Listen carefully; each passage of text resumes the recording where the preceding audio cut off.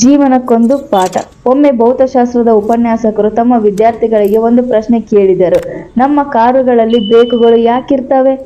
ಆಗ ಎಲ್ಲ ಮಕ್ಕಳು ಆಶ್ಚರ್ಯದಿಂದ ಇದೆಂಥ ಪ್ರಶ್ನೆ ಅಂದುಕೊಳ್ಳುತ್ತಾ ಉತ್ತರಿಸುತ್ತಾರೆ. ಒಬ್ಬ ವಿದ್ಯಾರ್ಥಿ, ಸರ್, ಬ್ರೇಕ್ ಇರೋದು ಕಾರು ನಿಲ್ಲಿಸಲು. ಇನ್ನೊಬ್ಬ ವಿದ್ಯಾರ್ಥಿ, ಕಾರು ವೇಗ ಕಡಿಮೆ ಮಾಡಲು.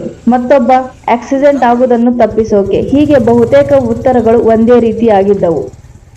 ಆಗ ಉಪನ್ಯಾಸಕರು ಉತ್ತರ ಹೇಳಲು ಶುರು ಮಾಡುತ್ತಾರೆ. ನಮ್ಮ ಕಾರುಗಳಲ್ಲಿ ಬ್ರೇಕ್ಗಳಿರುವುದು ಕಾರನ್ನು ಅತ್ಯಂತ ವೇಗವಾಗಿ ಓಡಿಸಲಿಕ್ಕೆ. ಹೀಗೆ ಹೇಳಿದಾಗ ವಿದ್ಯಾರ್ಥಿಗಳು ಒಬ್ಬರ ಮುಖ ಒಬ್ಬರು ನೋಡಿಕೊಂಡರು. ಯಾಕೆಂದರೆ ಯಾರೂ ಈ ಉತ್ತರ ನಿರೀಕ್ಷೆ ಮಾಡಿರಲಿಲ್ಲ. ಕಾರು ವೇಗವಾಗಿ ಹೋಗಲು ಆಕ್ಸಿಲೇಟರ್ ಅಲ್ವಾ ಬೇಕಾಗಿರೋದು ಎಂಬ ಪ್ರಶ್ನೆ ಅವರಲ್ಲಿತ್ತು. ಆಗ ಉಪನ್ಯಾಸಕರು ಹೇಳುತ್ತಾರೆ, ಸುಮ್ಮನೆ ಕಲ್ಪನೆ ಮಾಡಿಕೊಳ್ಳಿ, ಕಾರಿಗೆ ಬ್ರೇಕು ಇಲ್ಲ ಅಂದಿದ್ರೆ ನೀವು ಕಾರನ್ನು ಓಡಿಸ್ತಿದ್ರಾ?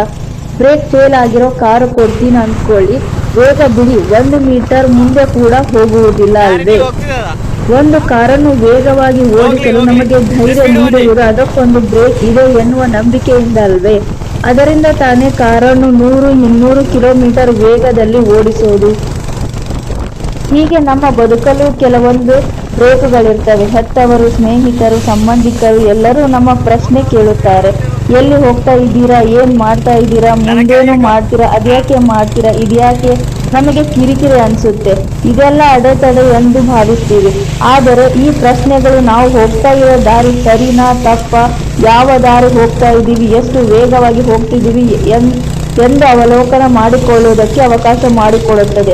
ನಾವು ಬ್ರೇಕ್ ಅಂದುಕೊಂಡಿದ್ದು ತಪ್ಪಿದ್ದರೆ ಸರಿ ಮಾಡಿಕೊಳ್ಳಲು ಅವಕಾಶ ಕೊಡುತ್ತದೆ.